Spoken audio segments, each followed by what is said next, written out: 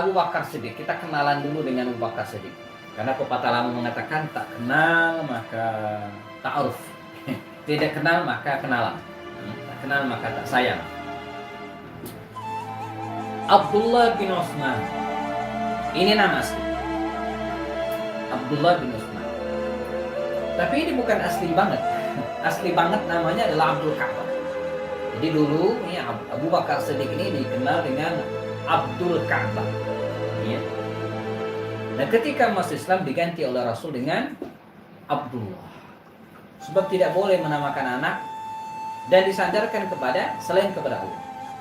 Saya pernah sampaikan mungkin Abdul Ka'bah, Abdul Kursi, pokoknya Abdul itu mesti ujungnya itu Allah. Atau Asmaul Husna. Abdul Karim, ya. Misalnya siapa lagi? Abdul Majid, Abdul Aziz, Abdul Qudus, Abdul Rahman boleh. Ya, jadi Abdul itu mesti ke Allah, Abdullah atau ke Asmaul Husna. Dan sebaliknya kita tidak boleh menamakan anak dengan Allah. Siapa namanya? Allah, nggak boleh. Siapa namanya? Ar-Rahman. Ya. Nah, ini nama aslinya Abdullah. Ayahnya namanya Abu Quhafa, tapi aslinya Utsman. Makanya namanya adalah Abdullah bin Utsman. Ya, Abdullah bin Utsman. Utsman ini nama ayahnya. Panggilannya Abu Quhafa.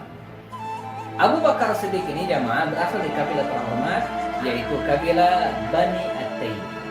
Ya, saya mungkin pernah sampaikan bahwa di Mekah itu ada kabilah terhormat namanya kabilah Quraisy. Ini pohon besarnya namanya Quraisy. Nah di bawahnya ini ada cabang-cabangnya. Ya, seperti Indonesia lah. Kita di Indonesia marga utama kita ya Indonesia. Jadi kalau kita ke Jepang, ke luar negeri, ke Arab, ya, kalau ada orang nanya, ya, ma jinsiyatuka atau min aina anta qadim, ya, where do you come from, gitu kan? Dari mana Anda? Maka kita akan jawab, ana Indonesia. I am Indonesia. Saya dari Indonesia. Ya. Tapi kalau kita Indonesia ditanya, dari mana Pak? Asli orang mana? Maka kita akan jawab, bukan Indonesia. Ya. Saya orang Indonesia. Ya udah tahu. Tapi marga kita apa? Nah, di Arab juga dulu demikian. Quraisy. Nah di bawahnya ada marga-marga kecil. Ya. Yang terkemuka ada Bani Hashim. Ya, kabilah Hashim. Ini kabilahnya Rasulullah. Kabilah Adi atau Bani Adi, ini keluarganya Umar. Umar itu kabilah Bani Adi. Kabilah Bani Umayyah, ini keluarganya Utsman. Kabilah Bani Makhzum, ini keluarganya Abu Jahal. Ya. Keluarganya Khalid, Bani Makhzum. Ada Bani siapa lagi? Bani Sahab, keluarganya Sa'ad, keluarganya Amr bin As. Bani Zuhrah, ya. Ini keluarganya ibu Rasulullah, ya. Aminah itu Bani Zuhrah. Ada Bani Asad, ini keluarganya Khadijah. Nah, ada Bani At-Taimi, ini keluarganya Abu Bakar. Jadi dia masuk 10 besar, satu di antara 10 kabilah besar di Makkah. Bani At-Taimi, ya. Ibunya ya Ummul Khair Salma binti Sakhar. Ya. Di masa jahiliyah ya, atau sebelum Islam ya, Abu Bakar Siddiq ini pengusaha, businessman, entrepreneur, bisnis pakaian. Dan bisnis pakaian ini adalah bisnis yang abadi ya, dari dulu sampai sekarang. Imam Abu Hanifah juga bisnis pakaian. Ya. Karena ya diperlukan ya. Jadi ada bisnis tertentu yang musiman bukan, tapi kalau pakaian ya semua musim, semua apa ya, bahkan di masa pandemi seperti sekarang ya pakaian gitu ya. Nah, selain itu juga ya dia juga mengurusi denda dan ganti rugi. Jadi semacam apa asuransi barangkali ya. Jadi seperti asuransi ya. Jadi kalau ada orang yang rugi ya, maka dia biasa nalangin, nanti dibayar, dicicil ya, dengan bunganya. Nah, dulu di masa jahiliyah masih ada bunga ya. Nah, dalam Islam kan tidak boleh lagi ya. Teman bisnis Rasulullah. Ya, jadi dia teman dekat Rasulullah berbisnis ke Syam kalau musim panas, ke Yaman kalau musim dingin. dia teman dekat Rasulullah, dan karenanya ini juga yang kemudian membuat baginda Rasul ya bertemu dengan Khadijah ya, karena kediaman Abu Bakar Siddiq ini tidak jauh dari rumahnya Khadijah. Jadi karena dia sering datang ke rumah Abu Bakar Siddiq ya, maka Khadijah terhubung lagi dengan Khadijah, dan kemudian mereka pun menjalin kerjasama di mana Khadijah memberikan modal pada Rasulullah dan Rasulullah menjalankan bisnis tersebut. Ini yang lama kelamaan ya memunculkan rasa suka pada diri Khadijah, dan mereka pun akhirnya mau. Jadi ini makanya komunikasi antara Khadijah dan Rasulullah tidak bisa dilepaskan dengan Abu Bakar Siddiq radhiyallahu anhu. Ya. Karakter dan fisik Abu Bakar. Dalam terus terang dulu di waktu kecil ya, ketika kakek saya suka ngasih buku ke saya, buku-buku sejarah Rasulullah dan para sahabat, bayangan saya Abu Bakar itu badannya besar, tinggi, bewokan, ya, layaknya orang Arab. Tapi ternyata kalau kita rujuk referensi, Abu Bakar itu tubuhnya itu kurus. Jadi ya, bukan kurus ya, langsing, ya, badannya itu langsing, tubuhnya langsing, lincah. Ya, kayak presiden kita ya. Lincah. Ya. Maksudnya fisiknya ya, kalau karakter ya beda ya. Wajahnya cerah, jadi bersahabat ya. Pinggangnya ramping. Ini dibuktikan pernah beliau menggunakan pakaiannya di masa muda, dan begitu dia pakai melorot. Pinggang itu kecil ya, ramping ya. Tutur katanya halus, dan sering dijadikan sebagai tempat bertanya karena ketinggian itu. Dan dikenal sebagai penyabar, ya, tapi punya pendirian yang sangat kuat. Nanti kita akan lihat bagaimana pendiriannya luar biasa ketika menghadapi orang-orang murtad, ketika dia menjadi khalifah. Bersifat wara. Wara ini artinya sangat hati-hati, menjaga dan mengantisipasi jangan sampai mengkonsumsi harta yang tidak halal. Bahkan yang syubhat pun nggak mau diambil. Ini disebut dengan wara. Wara. Pernah dikisahkan suatu saat ketika dia nyuruh hambanya atau pembantunya begitu kira-kiranya ke pasar untuk beli belanja. Pulang-pulang dia bawa makanan, dimakan oleh Abu Bakar Siddiq. Dan dia lupa nanya, ini makanan dari mana? Dijelaskan oleh pembantunya ini bahwa dulu dia suka main sihir. Lalu kemudian dipraktekkan, dapatlah makanan itu. Jadi syubhat gak jelas, entah nyuri atau gimana. Oleh Abu Bakar Siddiq, dia masukkan telunjuknya ke dalam mulut dan dikeluarkan makanan tersebut. Bahkan kata dia, wallahi andai pun nyawa saya harus keluar bersama dengan makanan tadi, katanya saya akan. Nah, ini salah satu bentuk bagaimana seorang Abu Bakar Siddiq ini sebagai orang yang sangat warak, sangat hati-hati, sangat zuhud. Zuhud itu artinya hidupnya sangat sederhana. Dia ditemukan suka makan bersama dengan budak-budaknya, hamba sayanya, dan orang susah membedakan mana tuan dan mana budak. Ini juga inspirasi bagi kita ya, dari beberapa karakter Abu Bakar Siddiq tadi ya, tentang kehati-hatiannya di zaman serba sulit menentukan mana yang halal dan mana yang haram ya. Kalau dulu di zamannya Ari Wibowo ya. Madu di tangan kananku, racun di tangan kiriku katanya, udah jelas tuh ya. Kalau sekarang nggak jelas, madu di mana, racun di mana. Jangan-jangan yang dipegang di tangan kiri itu justru madu, di tangan kanan justru racun. Ya. Kita susah bedain mana benar dan mana tidak benar hari ini. Mana kiai gitu ya, mana dukun ya. Pakainya sama ya. Mana pejabat ya, yang bisa dipercaya dan mana yang tidak, gitu kan? Penuh dengan lipstick gitu ya, kinclong di media, kinclong di Instagram gitu kan, tapi belum tentu sesuai dengan kenyataan. Ini dunia kepura-puraan, di mana orang-orang hanya mengutamakan bungkus daripada isi, ya. Jadi di mana orang menilai buku ini dari covernya, gitu kan, padahal entah apa isinya nggak tahu. Ya. Nah, di zaman yang sulit membedakan mana baik dan mana buruk, dan karena kita dianjurkan berdoa, Rabbana, ya Allah, Allahumma arinal haqqa haqqa warzuqna ittiba'ah wa arinal batila batila warzuqna ijtinabah. Ya Allah, berikanlah kami petunjuk untuk mengetahui yang benar itu benar agar kami bisa mengikuti, yang salah itu salah agar kami bisa ya menjauhi, menghindari. Jadi ini pelajaran dari Abu Bakar Siddiq pada masa mudanya. Nah, ketika baginda Rasul mendapatkan perintah dari Allah Subhanahu wa taala untuk menyampaikan dakwah, wa anzir ashiratakal aqrabin, maka Nabi mulai berdakwah. Dan di antara orang yang pertama kali menyambut risalah Abu Bakar, risalah Rasul adalah Abu Bakar Siddiq. Maka di title ini judulnya saya tulis apa? Ya, sebentar. Nah ini ya, jadi di title-nya saya tulis Abu Bakar Siddiq berislam tanpa tanya. Jadi nggak nanya-nanya nih ya. Kalau kita diskusi dulu ya, kemudian wah kapan ya, dan itulah karakter para sahabat Nabi SAW ya. Nah jadi beliau termasuk orang yang pertama membenarkan risalah Rasulullah SAW ya. Dan selanjutnya ada puluhan orang masuk Islam di tangan Abu Bakar Siddiq pada awal. Makanya di antara alasan para ulama dulu, menjadikan Abu Bakar ini sebagai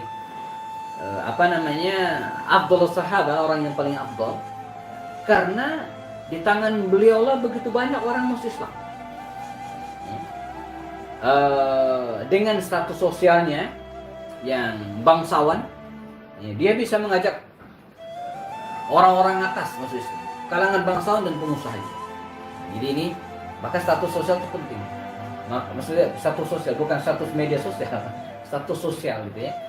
Entah di pejabat, entah orang kaya, atau kemudian apalagi orang terhormat, itu status sosial, itu penting karena sudah menjadi karakter manusia secara umum, dia akan bedain gitu ya.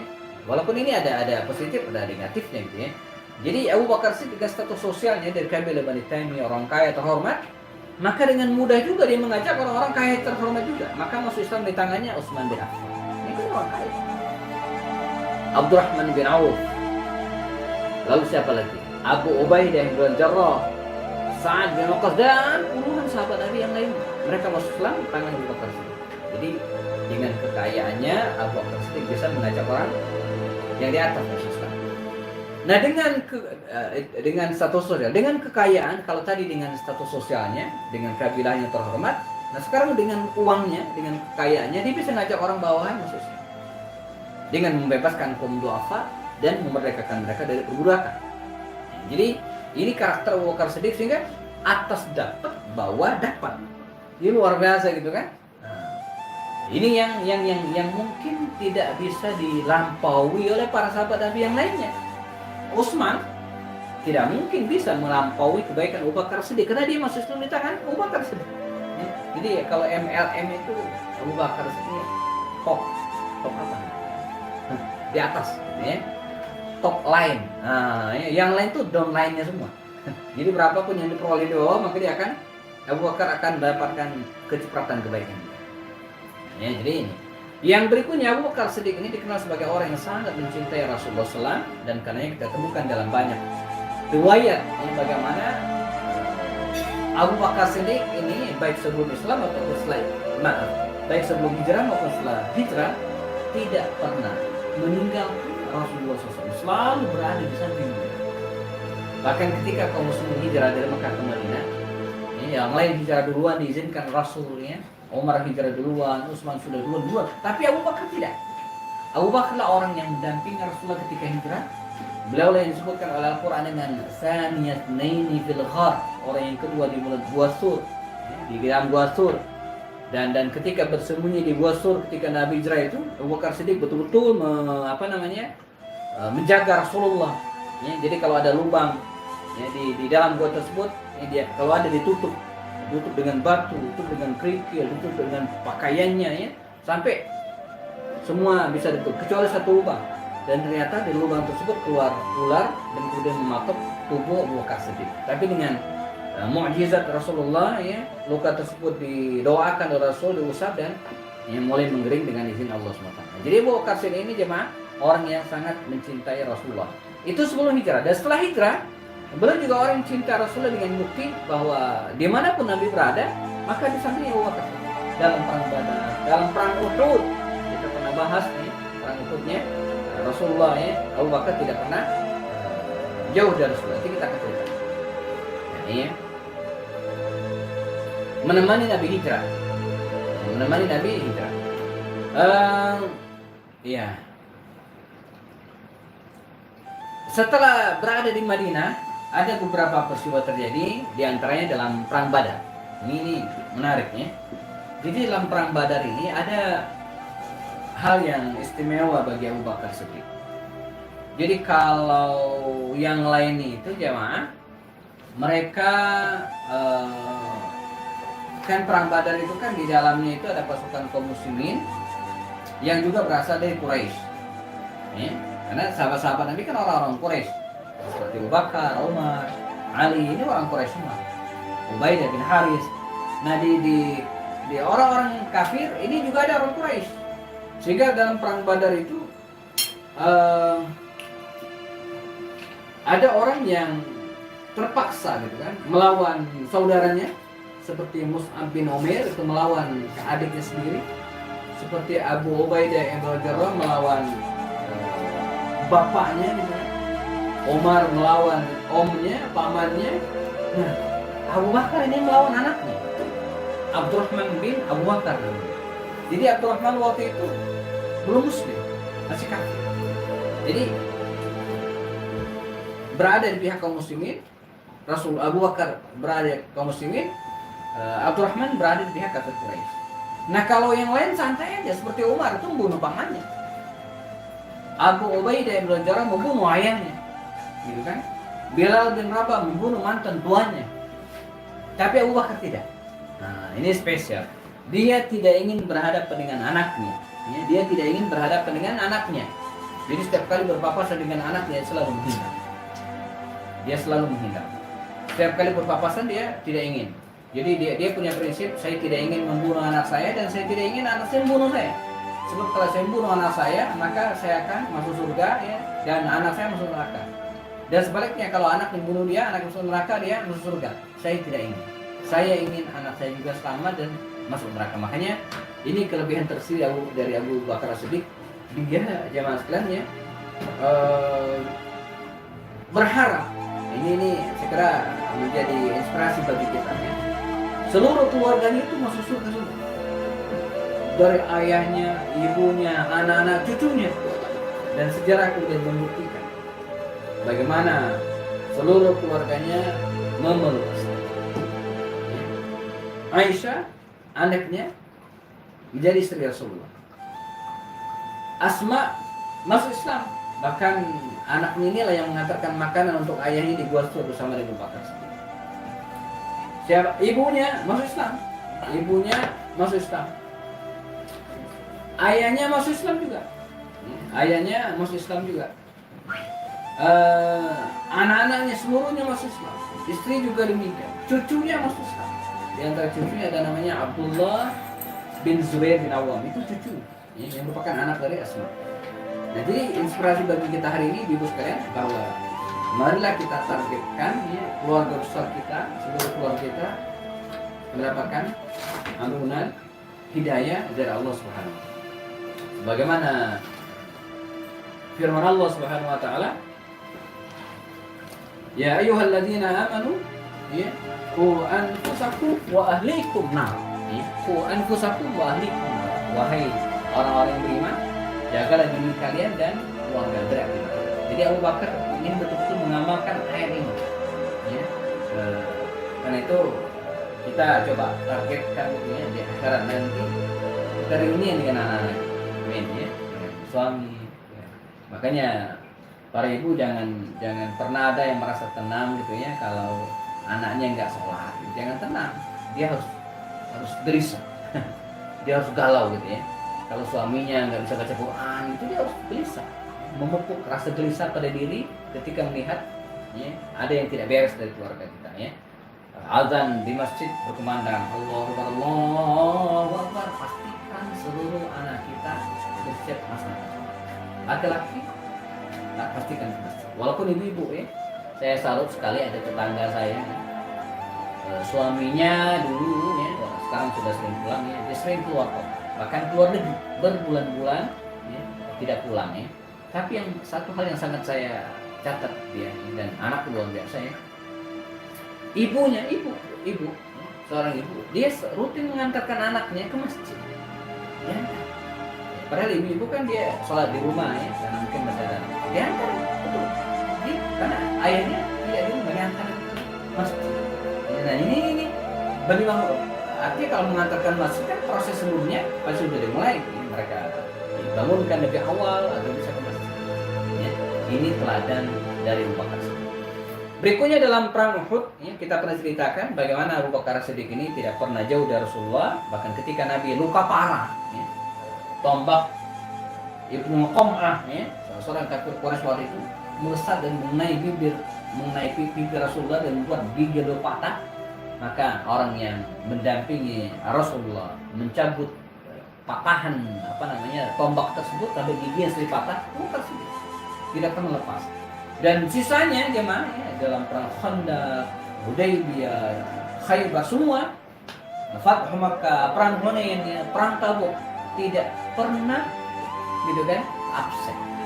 Dan satu hal yang luar biasa, apa itu?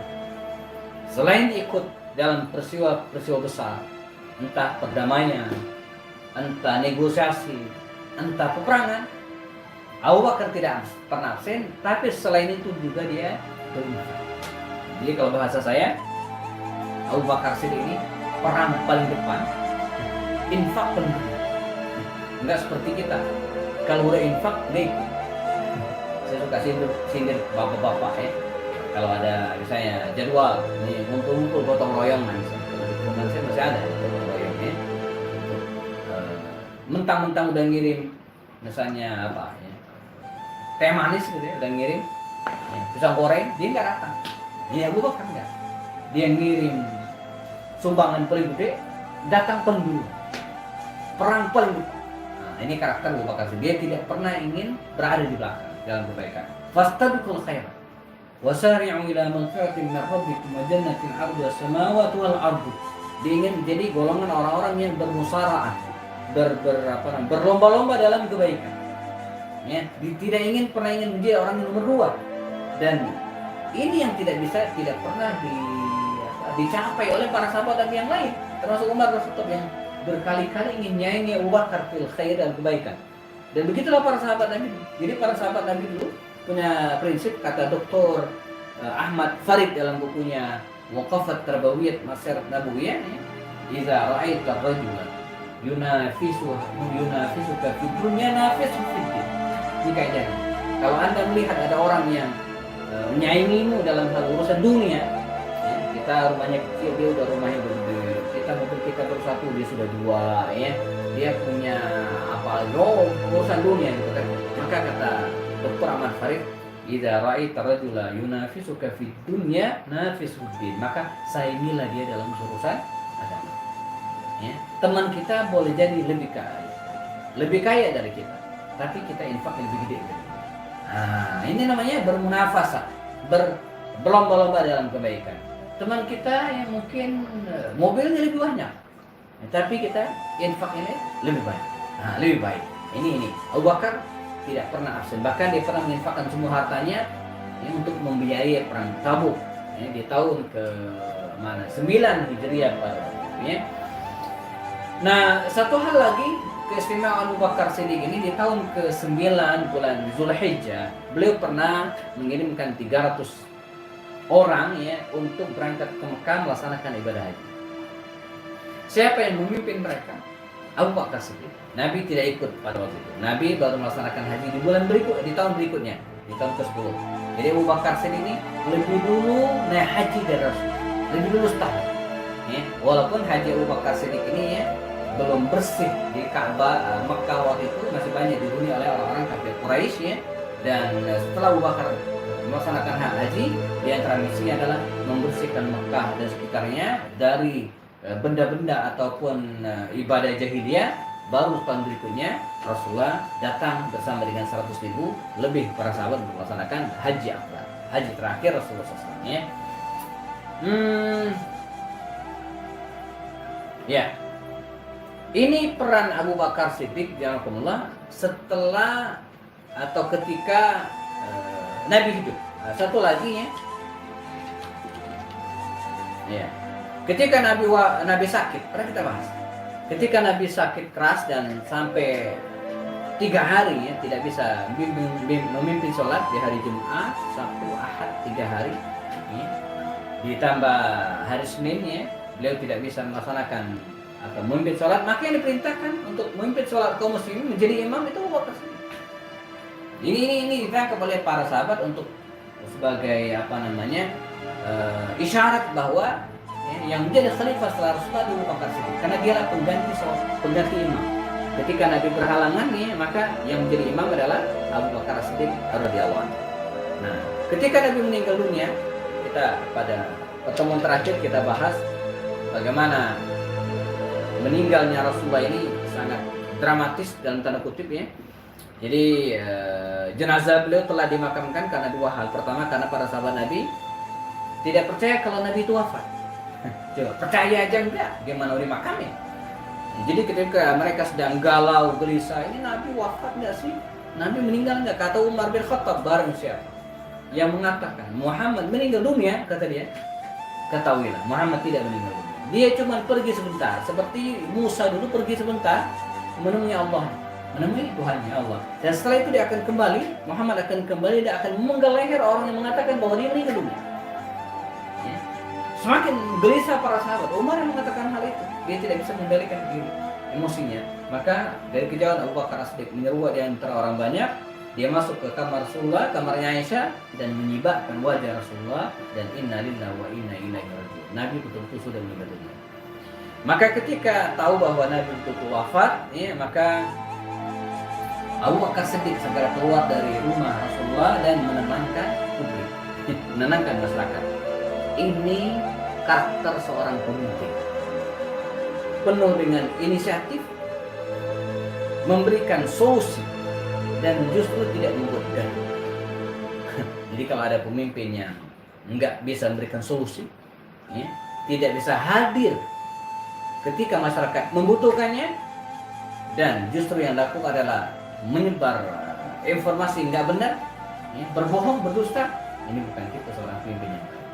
Abu Bakar tidak, maka dia berdiri di depan orang banyak, ya ayuhan nas, wahai manusia, barang siapa yang mengatakan Muhammad telah meninggal dunia, katanya, maka ketahuilah Muhammad sudah meninggal dunia. Ya, wa man kana ya'budu Muhammadan fa inna Muhammadan qad mat. Siapa yang menyembah Muhammad, maka Muhammad sudah meninggal.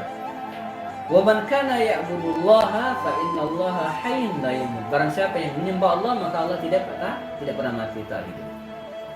Lalu dibaca firman Allah SWT dalam surah Ali Imran, wa ma Muhammadun illa rasulun qad khalat min qablihi ar-rusul afa in mata aw qutila anqalabtum ala aqabikum. Wa ma Muhammadun illa rasulun, tidaklah Muhammad itu melainkan seorang rasul. Ya, qad khalat min qablihi rusul, telah berlalu rasul-rasul sebelumnya. Afa in mata aw qutila, bagaimana kalau dia meninggal dunia atau bahkan mungkin terbunuh, inqalabtum ala aqabikum, apakah kalian akan murtad kembali kepada agama nenek moyang kalian? Sadar kaum muslimin, Umar terduduk lemes dan fix Nabi meninggal dunia. Selanjutnya, bagaimana peran Abu Bakar Siddiq radhiyallahu anhu ya?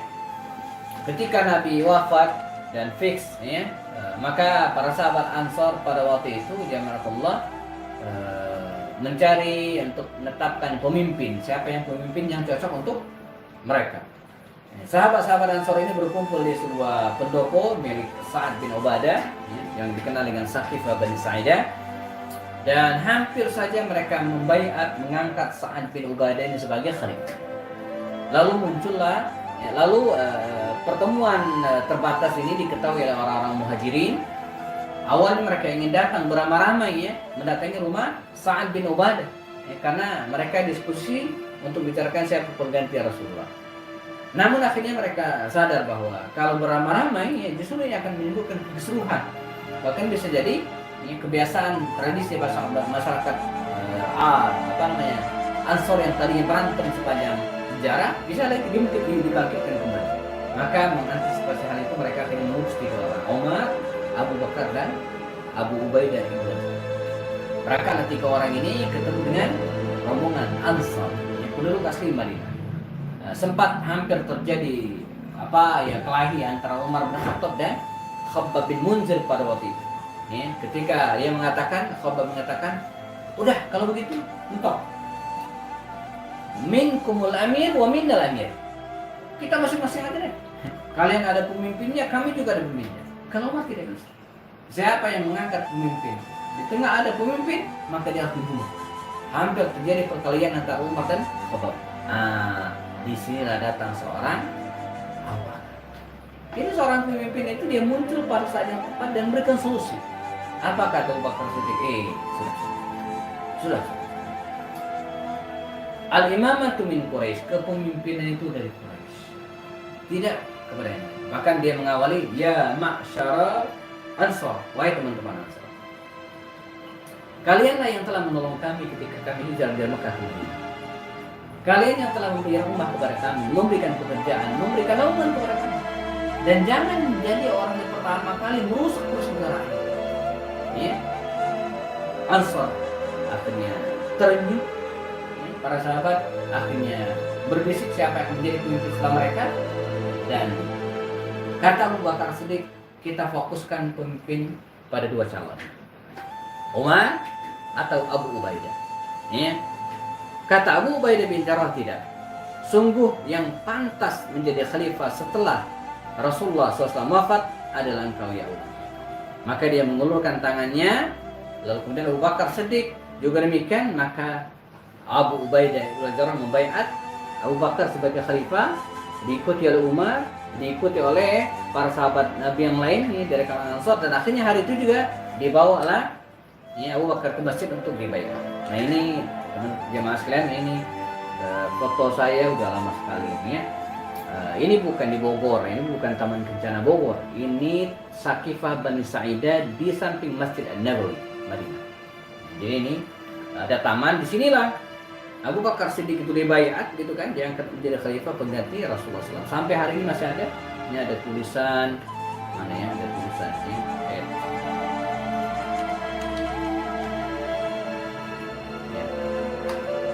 Nah ini ya.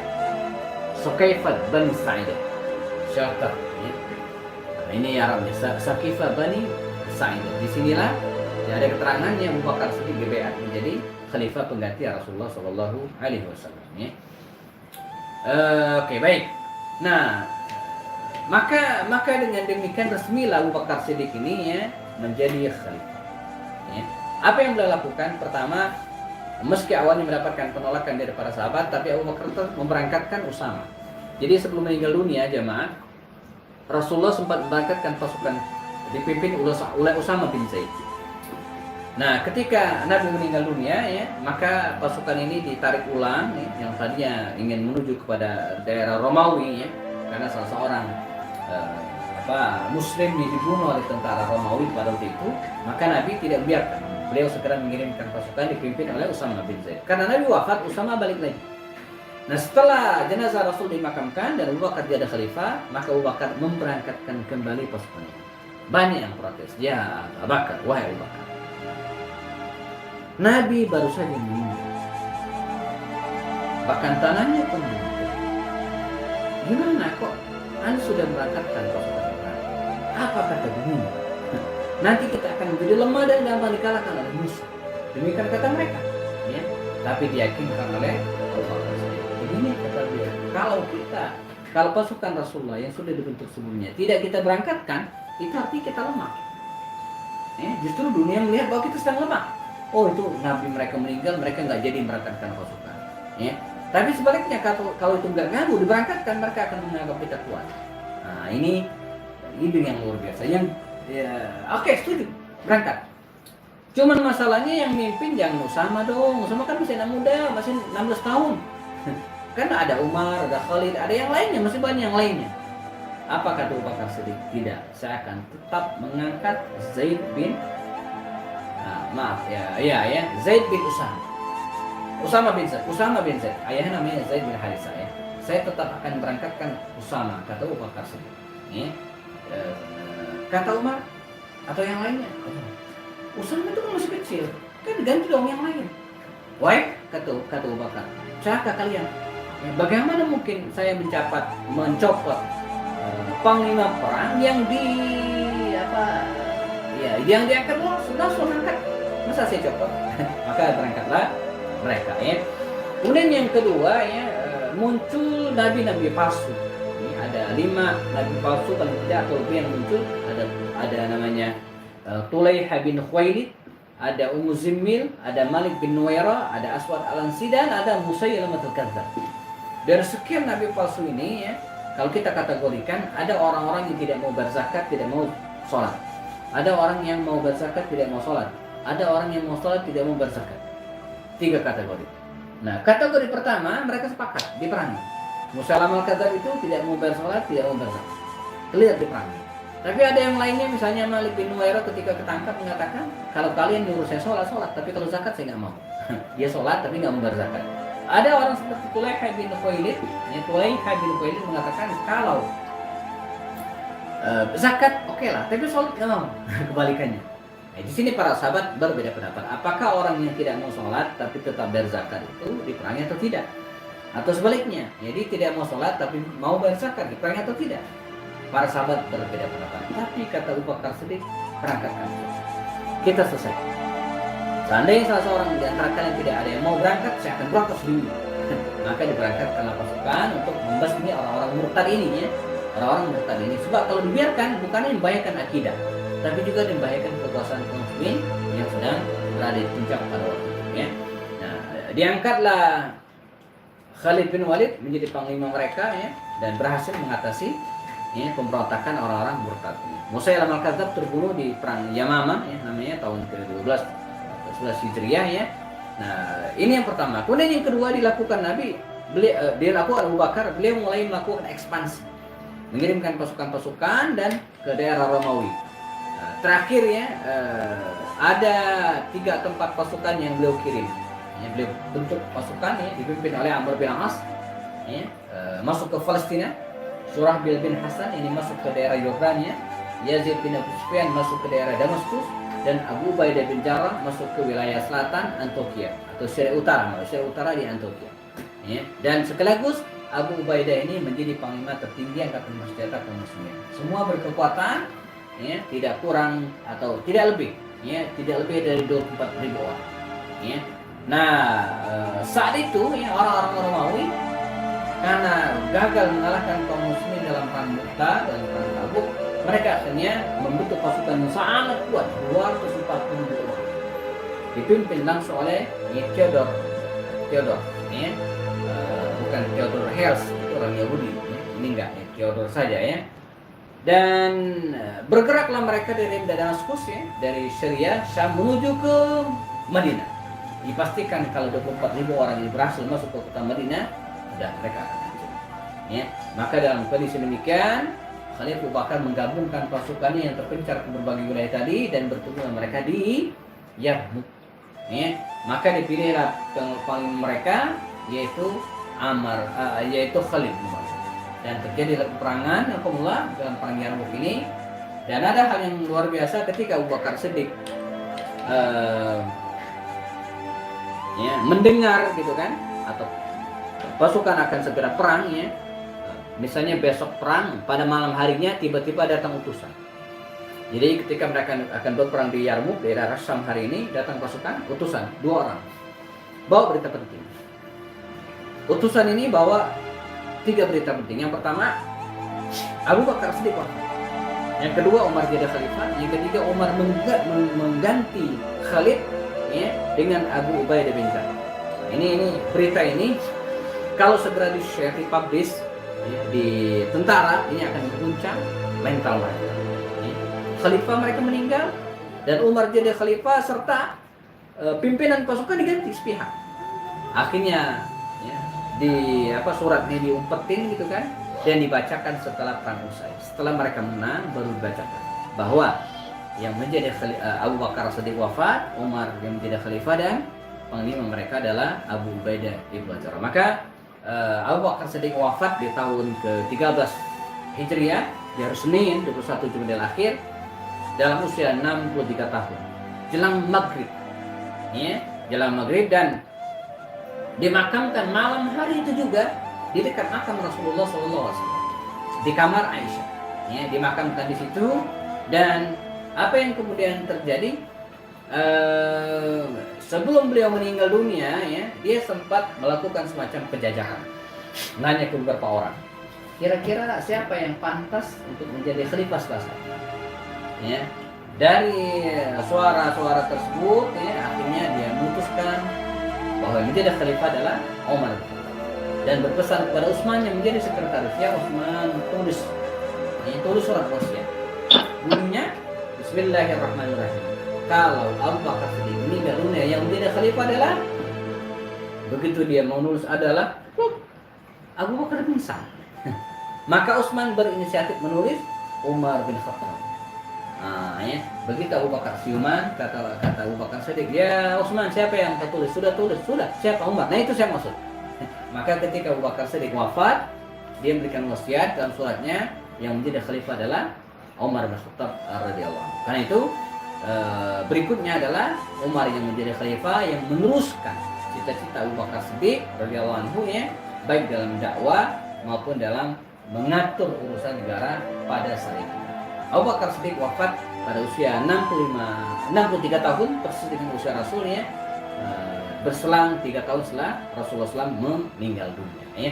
Nah, ini sekilas tentang kisah Abu Bakar Siddiq, ibu-ibu dan yarahmatullah, ya. Kita luangkan waktu untuk diskusi memperdalam tema ini. Ya, kekhalifahan Abu Bakar Siddiq. Beliau menjadi khalifah setelah Rasul wafat. Nabi wafat itu di tahun 11, ya, bulan Rabiul Awal tahun 11 Hijriah. Sementara Abu Bakar Siddiq meninggal tahun ke-13. Jadi hanya 2 tahun setengah. Ya, jadi hanya 2 tahun setengah, nggak nyampe 3 tahun kekhalifahan Abu Bakar. Nah, kalau Umar dari 13 sampai 23, 10 tahun. Utsman 23 sampai 35, 12 tahun. Ali dari 35 sampai 45 tahun. Itu kalau totalkan kira-kira 30 tahun lamanya. Dan itulah masa kekhalifahan disebutkan oleh Rasulullah. Nah, ini masa kekhalifahan Abu Bakar. Yang kedua, metode memilih pemimpin. Jadi dalam Islam, memilih pemimpin atau adanya seorang pemimpin itu wajib, harus. Ya, ini nggak boleh, kita nggak boleh nggak ada pemimpin, harus. Bahkan dalam hadis Nabi mengatakan, idza kuntum fi safarin, kalau kalian bertiga dalam perjalanan, falyu'ammir ahadakum, maka pilih satu di antara mereka sebagai pemimpin. Jadi kalau 3 aja harus ada pemimpin, pasti apalagi lebih dari itu, ya. Nah, tetapi dalam metode memilih pemimpinnya, ini fleksibel. Mau Om Pimpa, alaikum gombeng juga. Misalnya, ya, berlima, siapa nih pemimpin kita? Udah, Om Pimpa aja. Atau tunjuk langsung, udah. Saya biasanya kalau bimbing umrah itu saya tunjuk langsung sebagai pimpinan ini, ya, pimpinan kota, gitu ya, pimpinan jamaah. Saya kan ustadznya. Jadi biasanya saya pilih salah seorang di antara mereka yang masih gagah, dimungkinkan ngangkat koper jamaah, gitu. Itu diangkat sebagai pemimpin rombongan biasanya, ya. Itu nggak pakai voting, tunjuk aja. Nah, jadi ditunjuk langsung, ya, kemudian aklamasi bisa. Nah, kalau kita lihat Khulafaur Rasyidin dari Rasulullah ke Abu Bakar itu berdasarkan syura tadi itu di Saqifah Bani Sa'id, rapat dan kemudian mereka sepakat Abu Bakar. Nah, dari Abu Bakar ke Umar itu berdasarkan wasiat, ya. Jadi begitu akan meninggal, ya, Abu Bakar nulis, gitu kan, surat, ya. Dan begitu dia wafat udah dibacain, udah selesai. Jadi nggak ada ribut-ribut. Nah, itu dari Abu Bakar ke Umar. Nah, dari Umar ke Utsman itu bukan, ya. Umar, nanti kita akan bicarakan tentang Umar, ya. Sebelum meninggal, ketika Umar dibunuh, ya, sebelum wafat, Umar tidak nunjuk seorang pun, tidak juga nulis surat wasiat. Beliau cuma berpesan kepada 6 orang: Abdurrahman bin Auf, Sa'ad bin Waqqas, Talha bin Ubaidillah, Zubair bin Awam, Ali bin Abi Thalib, dan Utsman bin Affan. Kepada 6 orang ini, ya, Umar mengatakan, kalau saya meninggal dunia, kalian berenam rapat, ya, rapat dalam waktu 3 hari mesti terpilih seorang pemimpin. Maka ketika Umar wafat, ya, mereka berenam rapat dan terpilihlah Utsman. Ini disebut dengan tim formatur. Tidak dilibatkan semua, ya, hanya 6 ini aja perwakilan yang ditunjuk, ya. Nah, sekarang banyak yang menggunakan sistem ini, beberapa partai, beberapa ormas, ya, ada yang membentuk Dewan Syura, Majelis Syura, Ahlul Halli wal Aqdi. Nah, mereka lah yang memilih pemimpin. Ya, jadi tidak semua anggota dilibatkan, enggak. Ya, yang di pelosok-pelosok itu mungkin diambil wakilnya saja gitu kan. Nah, dibentuklah ya. Mungkin ada yang isinya 99 orang, ada yang 60, 70 Dewan Syura atau Majelis Syura atau Ahlul Halli wal Aqdi. Ya, mereka lah yang akan memilih pemimpinnya. Di kita sempat berlangsung seperti ini dulu sebelum reformasi. Ya, diserahkan kepada DPR MPR untuk memilih presiden. Kalau sekarang enggak, langsung. Nah, dari Utsman ke Ali. Nah, Utsman ke Ali ini tadinya Utsman itu ya sudah lulus surat wasiat. Ini kisah yang menarik. Suatu saat Utsman ini mimisan, darah keluar dari hidungnya, kemudian dilap. Kata orang-orang, ya Utsman. Kata dia, kenapa saya mimisan? Kata orang gini, kata yang lain, Anda udah tua. Kita Bu, kalau disebut udah tua, tersinggung biasanya. Kalau Utsman enggak. Utsman disebut tua, dia sadar gitu kan, oh saya udah tua. Maka buru-buru dia menulis surat wasiat. Ya. Isinya apa? Kalau Utsman meninggal dunia, maka yang menjadi khalifah adalah Abdurrahman bin Auf.